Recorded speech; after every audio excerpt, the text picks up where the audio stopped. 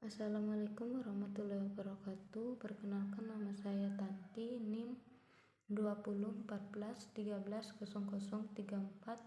kelas 4A, mata kuliah Arbitrase Syariah, dosen Jepri Terantang, SSY, SH, MH, Prodi Manajemen Zakat dan Wakaf. Baik, di sini saya akan mempresentasikan tugas UAS dengan judul Arbitrase Syariah sebagai solusi sengketa bisnis di Indonesia. Baik, kita mulai saja. Perkembangan dunia bisnis dan perekonomian Islam baik di tingkat nasional maupun di tingkat internasional dengan menggunakan perbankan Islam menyebabkan kebutuhan akan lembaga bernuansa Islam pula.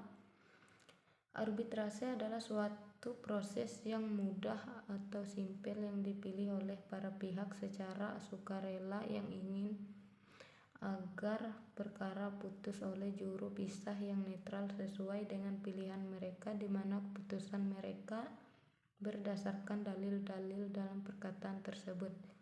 Para pihak setuju sejak semula untuk menerima putusan tersebut secara final dan mengikat. Undang-undang arbitrase mengatur penyelesaian sengketa atau perbedaan pendapat antara para pihak dalam suatu hubungan hukum tentang yang telah mengadakan perjanjian arbitrase yang secara tegas menyatakan bahwa semua sengketa atau beda pendapat yang timbul atau yang mungkin timbul dari hubungan hukum tersebut akan diselesaikan dengan cara arbitrase atau melalui alternatif penyelesaian sengketa. Arbitrase dalam ajaran Islam. Dalam perspektif Islam, arbitrase dapat disepadankan dengan istilah tahkim. Tahkim berasal dari kata kerja hakama. Secara etimologis, kata itu berarti menjadi seorang yang sebagai pencegah suatu sengketa. Pengertian tersebut erat kaitannya dengan pengertian menurut terminologisnya. Selain kata arbitrase, Islam yang berfungsi sebagai lembaga penyelesaian sengketa para pihak seperti dikemukakan di atas. Di dalam Islam dikenal juga sebagai lembaga penyelesaian sengketa para pihak yang disebut al-sulhu. Al-sulhu adalah memutuskan pertengkaran atau perselisihan. Dalam pengertian syariah, al-sulhu adalah suatu jenis akad perjanjian untuk mengakhiri perlawanan sengketa antara dua orang yang berlawanan bersengketa. Adapun tahkim yang telah ada sejak masa Khalifah Ali bin Abi Thalib. Sumber hukum arbitrase Islam. Sumber hukum Islam adalah A. Al-Quran, B. Sunnah, C. Ijma' ulama, D. Qiyas.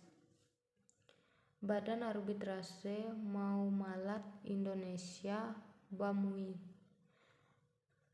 Badan Arbitrase Nasional Indonesia, Badan Arbitrase Majelis Ulama Indonesia (BAMUI), dan Badan Arbitrase Syariah Basarnas.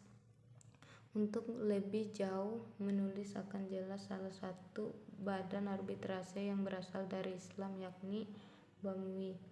A. Dasar hukum berdirinya BAMUI. Badan Arbitrase Muamalat Indonesia (BAMUI) adalah sebuah yayasan dengan nama Yayasan Badan Arbitrase Muamalat Indonesia (BAMUI). BAMUI mulai beroperasi pada tanggal 1 Oktober 1993 dan keberadaannya sebagai salah satu contoh lembaga arbitrase Islam yang ada di Indonesia. Apabila dilihat dari aspek yuridis, mempunyai dasar hukum yang kuat, yaitu sumber dari Al-Quran, Sunnah, Ijma' ulama. B. Tujuan BAMUI. Sesuai dengan kata pendirian Badan Arbitrase Muamalat Indonesia (BAMUI), maksudnya dan tujuan yayasan ini adalah Satu sumber memberikan penyelesaian yang adil dan cepat dalam sengketa muamalah atau perdata yang timbul dalam bidang perdagangan, industri, keuangan, jasa, dan lain-lain. 2. Menerima yang diajukan oleh para pihak dalam suatu perjanjian tanpa ada suatu sengketa untuk memberikan suatu pendapat yang mengikat mengenai suatu persoalan yang berkenan dengan perjanjian tersebut. Kedudukan Bumui dalam hukum positif Indonesia.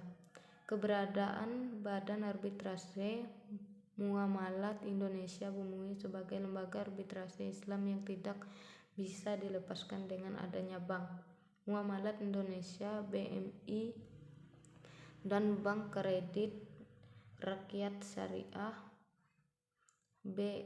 BPRS dan Asuransi Takaful sebagai lembaga keuangan yang berdasarkan prinsip syariah. Perkembangan bank berdasarkan prinsip syariah secara yuridis formal telah mendapatkan legitimasi yang kuat.